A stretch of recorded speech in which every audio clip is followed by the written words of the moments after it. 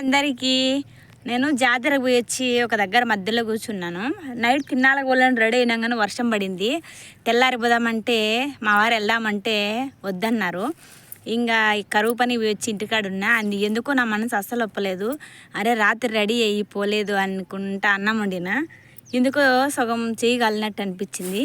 ఇదేదో మాయగా ఉందని నేను ఒక్కదాన్నే రెడీ అయ్యి తిన్నాళ్ళకి వచ్చి చూడండి సరుకులు అన్నీ కొనుక్కొచ్చుకొని ఒక దగ్గర ఆగిన. పిల్లలు ఇంటికాడే ఉండారులే. నాకు ఎక్కడికన్నా పోవాలని రెడీ అయ్యి తర్వాత స్టాప్ చేస్తే మనసు ఎందుకు భలే బాధపడుతుంది. ఏమో కోట్లో పోగొట్టుకున్నదాని మాదిరిగా. తిన్నాళ్ళ జిలేబీ చాలా బాగుంటుంది స్వీట్ షాప్లో కన్నా తిన్నాళ్ళలో. ఇంకా విశేషం ఏంటంటే చాలామంది తోడుంటే బాగుంటుంది అని కోరుకుంటారు కదా. నేను తోడేం కోరుకోను కానీ ధైర్యంగా వెళ్తాను. కాకపోతే చేతి నిండా డబ్బులు ఉండాలి. అందుకే మా వారు నేను 100 రూపాయలు అడిగితే 50 రూపాయలు ఇస్తారు. నేను ఖర్చు పెట్టే విధానం మా వారికి బాగా తెలుసు.